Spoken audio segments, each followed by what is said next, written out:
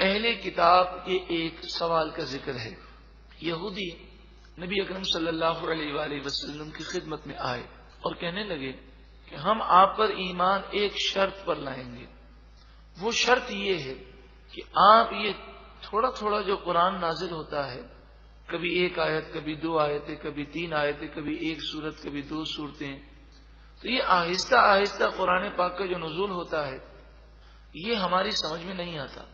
ہم تو آپ پر اس وقت ایمان لائیں گے جس طرح موسیٰ علیہ السلام پر توریت ایک ساتھ نازل ہو گئی، ایسے ہی آپ پر ایسی کتاب آسمانی ایک ساتھ نازل ہو اور آپ وہ ہمیں دے دیں، آسمان سے یہ اڑتی ہوئی نازل ہو تو ہم اسے دیکھ کر پھر آپ پر ایمان لائیں گے۔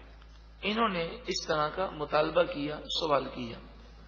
آپ جانتے ہیں کہ جب کوئی شخص سمجھنے کے لیے سوال کرے تو عالم کی ذمہ داری ہے کہ وہ اس کو جواب دے، لیکن کوئی الجھنے کے لیے سوال کرے تو عالم کی سمجھداری اور فہم و دانش یہ ہے کہ وہ اس سے الجھے نہ بلکہ اعراض کر لے۔ جب ایک عام عالم کے لیے یہ حکم ہے، وہ تو اللہ کے رسول ہیں صلی اللہ علیہ وسلم، تو ان کا یہ سوال ایمان لانے کے لیے نہیں تھا بلکہ الجھانے کے لیے تھا، بحث و تکرار کے لیے تھا۔ تو ایسے لوگوں سے بحث کر کے اپنے وقت کو ضائع کرنا یہ عقل مندی کا تقاضا نہیں ہے۔ تو ہمیں عبرت حاصل کرنی چاہیے کہ ہم جہاں دیکھیں چوراہوں پر بیٹھ جاتے ہیں، دین پر تبصرہ کرتے ہیں، اور ایسے لوگ کہ جنہیں سمجھنا نہیں، الجھنا ہے، ہم بلا وجہ اپنا وقت ضائع کرتے ہیں، ہمیں اس کی اجازت نہیں ہے، بلکہ غیر عالم کو دین کے معاملات میں بحث کرنا حرام ہے۔ اعلی حضرت امام اہل سنت امام احمد رضا علیہ الرحمہ نے فتاوی رضیہ شریف 12ویں جلد میں ایک مسئلے کے جواب میں لکھا، کسی نے کہا ایک شخص کا نام زید ہے، یہ لوگوں سے الجھتا ہے اور یہ تو صحیح العقیدہ ہے، لیکن جو لوگ جن کے عقائد درست نہیں ان پر وہ دلائل قائم کرتا ہے اور بحث کرتا ہے، ان سے الجھتا ہے، بتائیے کیا اس کے لیے جائز ہے؟ وہ عالم نہیں ہے۔ اعلیٰ حضرت امام اہل سنت نے فرمایا غیر عالم کو ایسے معاملات میں الجھنا اور بحث کرنا ہی حرام ہے، اور اس کی وجہ یہ بھی ہے، ایک تو وقت کا ضیاع ہے، دوسری وجہ یہ ہے کہ سامنے والے نے کوئی اعتراض کیا، یہ عالم نہیں ہے، جواب نہ دے سکا، تو اس شخص جس کا عقیدہ درست نہیں ہے اسے تقویت ہوگی، وہ کہے گا دیکھا یہ مسلمان جواب نہیں دے سکا، اس لیے ہندو سے، یہودی سے، عیسائی سے کسی سے نہ الجھیں۔ ہاں اگر کوئی سمجھنا چاہیں تو سمجھانا اور چیز ہے، کسی عالم کا پتہ بتانا اور چیز ہے، لیکن بلا ضرورت کہ معلوم ہے کہ یہ سدھرنا نہیں چاہتا، صرف الجھنا چاہتا ہے، تو اس سے نہ الجھیں کہ اس الجھنے میں اگر صحیح بات کہی تب بھی حرام ہے کہ بحث کرنا غیر عالم کو ایسے موقع پر جائز ہی نہیں ہے۔ ہاں اگر بحث کرتے ہوئے کفریات نکل گئے، کچھ پتہ نہیں ہے، علم کی باتیں جانتے نہیں، الٹا سیدھا منہ سے نکل گیا اور خود اس کا ایمان برباد ہو گیا، پھر اس لیے ہمیں احتیاط کرنی چاہیے۔ تو نبی اکرم صلی اللہ علیہ وآلہ وسلم سے یہودیوں نے سوال کیا، یسألک اہل الکتاب، اہل کتاب آپ سے مانگتے ہیں، سوال کرتے ہیں، ان تنزل علیہم کتابا من السماء، وہ یہ چاہتے ہیں، یہ مانگتے ہیں کہ آپ ان پر آسمان سے کوئی کتاب نازل کریں۔ ان کا جواب قرآن پاک نے دیا کہ یہ سوال سمجھنے کے لیے نہیں کر رہے، ایمان لانا مقصود نہیں بلکہ بلا وجہ بحث کرنا ہے۔ فَقَدْ سَأَلُوا مُوسَىٰ أَكْبَرَ مِنْ ذَلِكَ، بس بے شک ان لوگوں نے موسیٰ علیہ السلام سے اس سے بڑی چیز کا مطالبہ کیا۔ کیا سوال کیا تھا؟ جب کوہ طور پر موسیٰ علیہ السلام 70 افراد کو لے کر چلے کہ وہ اللہ کی بارگاہ میں توبہ کریں، فَقَالُوا، تو وہ بولے، أَرِنَا اللَّهَ جَهْرَةً، ہم آپ پر ایمان اس وقت لائیں گے جب آپ ہمیں اللہ اعلانیہ ظاہر کر کے دکھائیں۔ فأخذتهم الصاعقة، پھر انہیں ایک زوردار آواز نے پکڑ لیا اور وہ مر گئے۔ پھر ان 70 آدمیوں کو موسیٰ علیہ السلام کی دعا کے صدقے میں اللہ نے دوبارہ زندہ کیا۔ فأخذتهم الصاعقة، انہیں صاعقہ تیز آواز نے پکڑ لیا، بظلمہم، ان کے گناہوں کی وجہ سے۔ ثم اتخذوا العجل من بعد ما جاءتهم البینات، پھر یہ بھی یاد کرو کہ انہوں نے روشن نشانیاں آ جانے کے بعد بچھڑے کی پوجا کی، شرک میں مبتلا ہوئے۔ فعفونا عن ذلک، پھر ہم نے ان سے درگزر فرمایا اور ان کی توبہ کو قبول فرمایا۔ وآتینا موسیٰ سلطانا مبینا، اور ہم نے موسیٰ علیہ السلام کو سلطان مبین دی، یعنی واضح غلبہ دیا۔ آپ کا روب دبدبا تھا، ورنہ یہ قوم بڑی ضدی قوم تھی۔ ورفعنا فوقهم الطور بمیثاقہم، ان سے وعدہ لینے کے لیے ہم نے کوہ طور کو ان کے اوپر بلند کیا۔ یہ جس توریت کی بات کر رہے ہیں، جب یہ توریت نازل ہوئی اور یک بارگی نازل ہو گئی تو انہوں نے کون سا اسے قبول کیا؟ ان کے آباء و اجداد نے تو اسے قبول کرنے سے انکار کر دیا۔ پھر کوہ طور پہاڑ ان کے اوپر لایا گیا اور کہا گیا یا تو توریت کو قبول کرو یا یہ پہاڑ تم پر گرتا ہے۔ تب انہوں نے توریت کو تسلیم کیا۔ اب یہ کس منہ سے کہتے ہیں کہ اگر توریت جیسی کتاب یک بارگی آسمان سے آ جائے گی تو ہم ایمان لے آئیں گے؟ وَقُلْنَا، اور ہم نے فرمایا لہم، ان سے، لہم ادخلوا الباب سجدا، شہر کے دروازے میں سجدہ کرتے ہوئے جاؤ۔ جب انہوں نے پیاز لہسن اور ان چیزوں کا سوال کیا تو کہا شہر میں چلے جاؤ، اللہ کا شکر بجا لاتے ہوئے سجدہ کرتے ہوئے، اور حطہ کہتے ہوئے جانا جس کے معنی ہے اے اللہ تو معاف فرما دے۔ لیکن وہ شہر میں گئے تو سرین کے بل اپنے آپ کو گھسیٹتے ہوئے گئے اور حطہ کی جگہ ہنتا کہنے لگے جس کے معنی ہے دانا دانا، گندم کا دانا پکارنے لگے۔ وَقُلْنَا، اور ہم نے فرمایا لہم، ان سے، لا تعدوا فی السبت، ہفتے کے دن کے بارے میں سرکشی نہ کرو۔ لیکن انہوں نے ہفتے کے دن شکار کیا اور پھر بندر بنا دیے گئے۔ وَأَخَذْنَا مِنْهُمْ مِيثَاقًا غَلِيظًا، اور ہم نے ان سے بڑے بڑے پکے پکے وعدے لیے، لیکن انہوں نے پکے پکے وعدوں کو توڑ دیا۔ یہ قوم ضدی ہے، لہذا ان کا یہ مطالبہ صرف الجھانے کے لیے ہے۔ اگر آسمان سے کتاب نازل بھی ہو جائے پھر بھی یہ ایمان نہیں لائیں گے۔ فَبِمَا نَقْضِهِمْ مِيثَاقَهُمْ، ان کے عہد توڑنے کی وجہ سے، وَكُفْرِهِمْ بِآيَاتِ اللَّهِ، اور اللہ کی آیتوں کا انکار کرنے کی وجہ سے، وَقَتْلِهِمُ الْأَنْبِيَاءَ بِغَيْرِ حَقٍّ، اور ناحق انبیاء کو شہید کرنے کی وجہ سے، وَقَوْلِهِمْ قُلُوبُنَا غُلْفٌ، اور یہ کہنے کی وجہ سے کہ انہوں نے کہا کہ ہمارے دل پردے میں ہیں، یعنی کوئی حق بات ہمارے دل تک پہنچ ہی نہیں سکتی۔ ان باتوں کی وجہ سے اللہ نے انہیں اپنی رحمت سے دور کر دیا، ان پر لعنت فرمائی۔ بل نہیں، بلکہ ان کے دل حفاظتی غلاف میں نہیں ہیں۔ یہ یہودی کہتے تھے کہ ہمارے دلوں پر حفاظتی غلاف چڑھے ہوئے ہیں۔ نعوذ باللہ من ذالک کہتے حضور کی خدمت میں آ کر کہ آپ ہمیں گمراہ کرنے کی جتنی بھی کوشش کریں ہمیں فرق نہیں پڑتا۔ توبہ استغفر اللہ، یعنی آپ کی نصیحتیں ہم پر اثر نہیں کریں گی۔ تو یہ تو ایک بری چیز ہے، تو اس کو انہوں نے دوسرے انداز میں پیش کیا۔ تو قرآن مجید فرقان حمید نے فرمایا ان کے دل حفاظتی غلاف میں نہیں ہے، بلکہ طبع اللہ علیہا، اللہ نے ان کے دلوں پر لعنت فرمائی ہے۔ ایسی اللہ کی ناراضگی ہو گئی ہے، اللہ ایسا ان سے ناراض ہے کہ اب انہیں ہدایت نہیں ملے گی۔ بکفرہم، ان کے کفر کی وجہ سے یہ لعنت پڑی ہے۔ فلا یؤمنون الا قلیلا، پھر تھوڑے لوگ ہی ان میں سے ایمان لائیں گے۔ تو یہ قرآن کا معجزہ آج بھی ظاہر ہے کہ تمام مذاہب میں سب سے کم ایمان لانے والے یہودی ہیں، کہ وہ اسلام کی طرف بہت کم مائل ہوتے ہیں، اور پوری دنیا میں سب سے زیادہ مسلمانوں کے خلاف سازشیں کرنے والی قوم جو ہے وہ بھی یہودی ہے۔ وہ بھی کفرہم، اور ان کے کفر کے سبب، وہ قولہم، اور ان کے اس بات کے سبب، علی مریم بہتانا عظیما، کہ انہوں نے حضرت مریم پر بہتان عظیم لگایا، ہم نے ان پر لعنت فرمائی۔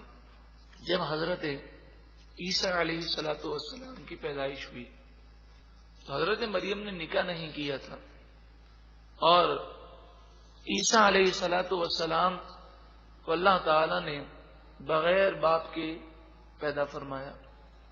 تو یہودیوں نے یہ مشہور کر دیا، حالانکہ عیسیٰ علیہ السلام نے جبکہ آپ ماں کی گود میں تھے، شیرخوار بچے تھے، اس وقت بھی آپ نے لوگوں سے کلام کیا اور انہیں یہ بتایا کہ میں اللہ کا بندہ ہوں، اللہ کا رسول ہوں۔ مگر یہودی اس وقت غالب تھے، انہوں نے یہ بات مشہور کر دی اور حضرت مریم پر نعوذ باللہ من ذالک زنا کی تہمت لگائی۔ علی مریم بہتان عظیما، حضرت مریم پر انہوں نے بہتان عظیم باندھا۔ لیکن اب ذرا سوچیں، ذرا غور کریں، عیسائی حضرت مریم کی کتنی عزت و تعظیم کرتے ہیں کہ بعض عیسائی تو بڑھاتے بڑھاتے انہیں خدا سمجھ بیٹھتے ہیں، اور یہودی اس قدر الٹی راہ پر چلتے ہیں کہ وہ حضرت مریم کو نعوذ باللہ من ذالک ایسا کہتے ہیں۔ تو پھر یہودی اور عیسائیوں کی تو بڑی سخت دشمنی ہونی چاہیے، لیکن ہم تو یہ دیکھ رہے ہیں کہ یہودی اور عیسائی مل کر مسلمانوں پر ظلم کر رہے ہیں۔ بات یہ ہے کہ یہ ہیں تو دشمن ایک دوسرے کے، مگر مسلمان ان کے مشترکہ دشمن ہیں، تو مسلمانوں کو نقصان پہنچانے کے لیے یہ آپس میں مل گئے ہیں۔ الکفر ملت واحدہ، تمام کافر اسلام کے خلاف ایک ہی ہیں۔ جتنے کافر ہیں، چاہے وہ ہندو ہو، چاہے مشرک ہو، چاہے یہودی ہو، چاہے عیسائی ہو، جب اسلام کے خلاف بات آتی ہے تو ان کا کفر ان میں اتحاد پیدا کر دیتا ہے۔ کاش مسلمان بھی اسلام کی سربلندی کے لیے ایک اور نیک بن جائیں۔ وہ قولہم، اور لعنت فرمائی ان کی اس بات کی وجہ سے کہ انہوں نے کہا انا قتلنا المسیح عیسی ابن مریم رسول اللہ، بے شک ہم نے مسیح عیسیٰ ابن مریم جو اللہ کے رسول ہیں انہیں ہم نے قتل کیا۔ یہ انہوں نے کہا، اس کی وجہ سے اللہ نے ان پر لعنت فرمائی۔ یہودی دعویٰ کرتے ہیں کہ ہم نے سلیب پر چڑھا دیا، سولی پر حضرت عیسیٰ علیہ السلام کو چڑھا دیا، اور عیسائی اس بات کو تسلیم کرتے ہیں۔ صرف مسلمان ہیں جو یہ کہتے ہیں کہ یہ بات جھوٹی ہے، عیسیٰ علیہ السلام آسمان کی طرف بلند کر دیے گئے اور انہیں وہ قتل نہ کر سکے۔ لیکن آپ سوچیں کہ اس بات سے بھی معلوم ہوتا ہے کہ یہودیوں اور عیسائیوں کی آپس میں بہت بڑی جنگ ہونی چاہیے، کہ عیسائی یہ مانتے ہیں کہ یہودیوں نے عیسیٰ علیہ السلام کو شہید کیا، قتل کیا، لیکن اسلام کے خلاف سب اکٹھے ہو گئے۔ وما قتلوہ، اور انہوں نے عیسیٰ علیہ السلام کو قتل نہ کیا، شہید نہ کیا۔ وما صلبوہ، اور نہ ہی انہیں سلیب پہ چڑھایا، سولی پہ چڑھایا۔ ولکن شبہ لہم، ہاں ان کے لیے شبہ ڈال دیا گیا، انہیں شبے میں رکھ دیا گیا۔ وہ اس طرح کہ جو شخص عیسیٰ علیہ السلام کو گرفتار کرنے کے لیے گھر کے اندر گیا، اس نے گھر دیکھا تو گھر میں عیسیٰ علیہ السلام نہیں ہے، باہر آیا تو اس کی شکل عیسیٰ علیہ السلام سے تھوڑی دیر کے لیے مشابہ ہو گئی۔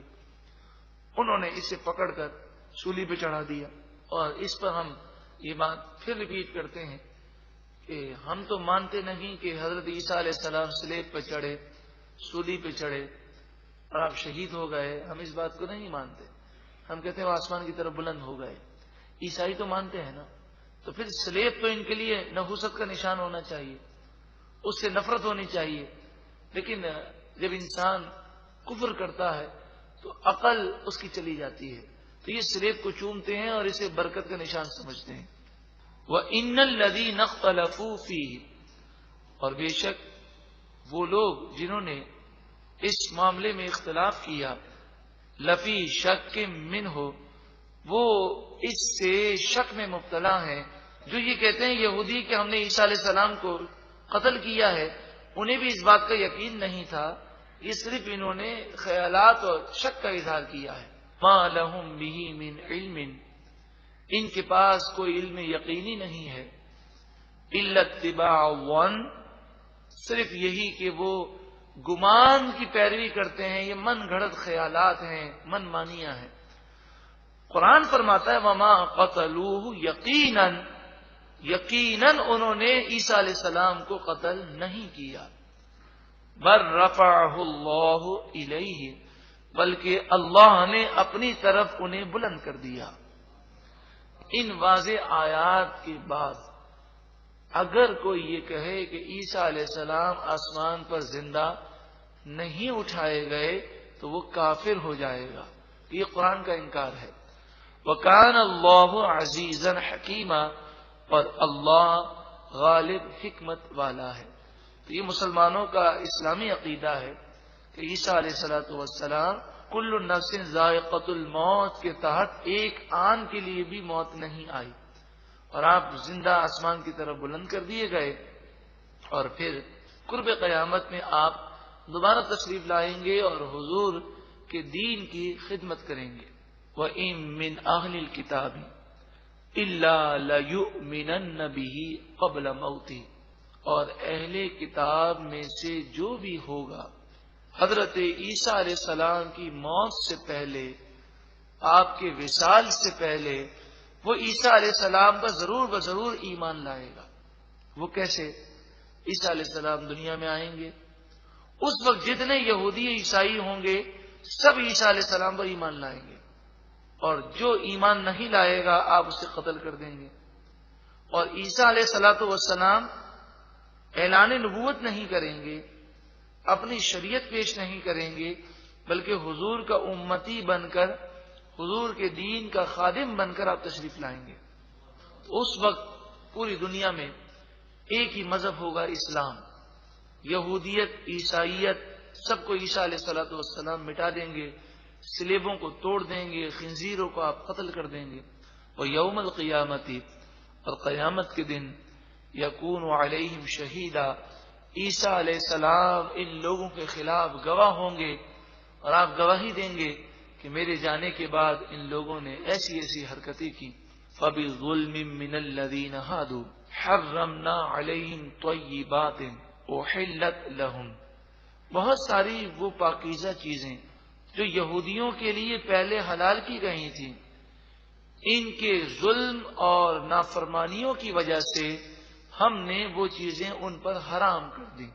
اونٹ کا گوشت، اونٹنی کا دودھ یہودیوں پر حرام تھا، یا یہودیوں سے مراد توریت کے ماننے والے ہیں۔ اس کی وجہ یہ تھی کہ انہوں نے جب گناہ کیے تو سزا کے طور پر کچھ حلال چیزیں ان پر حرام کر دی گئیں۔ اسی طرح ہر وہ جانور ان پر حرام تھا کہ جس کے پاؤں میں کھر نہ ہو، جس جانور کے پاؤں میں کھر نہ ہو وہ جانور ان پر حرام تھا۔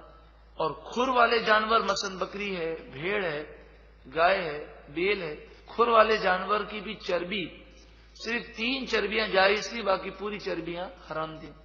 وہ 3 چربیاں، وہ چربی جو پیٹھ پر ہو، وہ چربی جو آنتوں سے ملی ہوئی ہو، وہ چربی جو ہڈی سے ملی ہوئی ہو، یہ 3 چربیاں ان کے لیے حلال تھیں، باقی تمام چربیاں ان پر حرام تھیں۔ تمام قسم کے پرندے کھانا یہودیوں پر حرام کیے گئے۔ تو توریت کی ماننے والوں پر یہ جو حرمت آئی ان کے گناہوں کی سزا میں آئی کہ حلال چیزیں اللہ نے سزا کے طور پر ان کے لیے حرام کر دی۔ وَبِصَدِّهِمْ عَنْ سَبِيلِ اللَّهِ كَثِيرًا، ان کے ظلم کی وجہ سے بھی یہ حلال چیزیں حرام کی گئیں، اور اس وجہ سے بھی کہ وہ اللہ کے راستے سے بہت روکا کرتے تھے۔ وَأَخْذِهِمُ الرِّبَا، اور اس وجہ سے بھی ان پر تباہی آئی کہ وہ ربا، سود لیا کرتے تھے۔ وقد نہوا عنہ، حالانکہ انہیں اس سے منع کیا گیا۔ تو پتہ چلا جس طرح سود ہمارے یہاں حرام ہے، عیسائیت اور یہودیت جو یہ دعویٰ کرتے ہیں کہ ہم توریت اور انجیل کو ماننے والے ہیں، تو توریت اور انجیل میں بھی سود کا لینا دینا حرام کیا گیا۔ تو جس طرح یہودی توریت سے دور ہو گئے اور بہت بڑے سود خور بن گئے، اسی طرح انجیل کے ماننے والے عیسائی بھی سود خور بن گئے، اور اسی طرح مسلمانوں کا عالم ہے کہ مسلمان کا ہر ملک اور ہر فرد آج سود کی لعنت میں گرفتار ہوتا جا رہا ہے۔ وَأَكْلِهِمْ أَمْوَالَ النَّاسِ بِالْبَاطِلِ، اور اس وجہ سے بھی ان پر لعنتیں آئیں کہ یہ لوگوں کا مال ناجائز طریقے سے کھا جاتے تھے۔ تو یہ یہودیوں کی حرکتیں تھیں، اور آج مسلمان بھی اس حرکت میں ملوث ہے کہ ناجائز طریقے سے مسلمانوں کے مالوں پر قبضہ کر لینا، نقصان پہنچا دینا، ملاوٹ کرنا، جھوٹ بولنا، فراڈ کرنا، یہ عام ہے۔ وَأَعْتَدْنَا لِلْكَافِرِينَ مِنْهُمْ عَذَابًا أَلِيمًا، اور ہم نے ان میں سے جو کافر ہیں ان کے لیے دردناک عذاب تیار کر رکھا ہے۔ یعنی جو توریت اور انجیل کے ماننے والے ہیں مگر حضور پر ایمان نہ لائے تو ان کے لیے دردناک عذاب تیار کیا گیا۔ لیکن الراسخون فی العلم منہم، لیکن اہل کتاب میں سے جو علم میں پختہ ہیں، راسخ فی العلم اس عالم کو کہتے ہیں کہ جس کا علم سطحی نہ ہو بلکہ اس کا علم اس کی دل کی گہرائیوں میں اتر گیا ہو، اسے راسخ فی العلم کہتے ہیں۔ جو علم کی گہرائی تک پہنچا ہے، اس کی حقیقت کو سمجھا ہے۔ اس کی مثال سمجھنے کے لیے اس مثال کو سمجھیں۔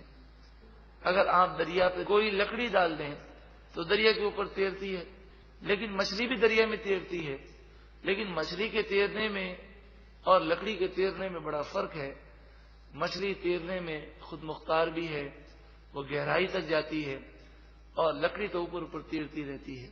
تو علم کے سمندر میں جو علماء گہرائی تک گئے ان کا ذکر کیا جا رہا ہے کہ یہودی اور عیسائیوں میں سے توریت اور انجیل کے ماننے والے وہ صحیح علماء جو راسخ فی العلم ہیں، والمؤمنون، اور ایمان لانے والے ہیں، یؤمنون، وہ ایمان لاتے ہیں، بما انزل الیک، اے محبوب جو آپ کی طرف نازل کیا گیا اس پر بھی یہ یہودی اور عیسائی علماء ایمان لاتے ہیں، وما انزل من قبلک، اور جو آپ سے پہلے نازل کیا گیا اس پر بھی ایمان رکھتے ہیں۔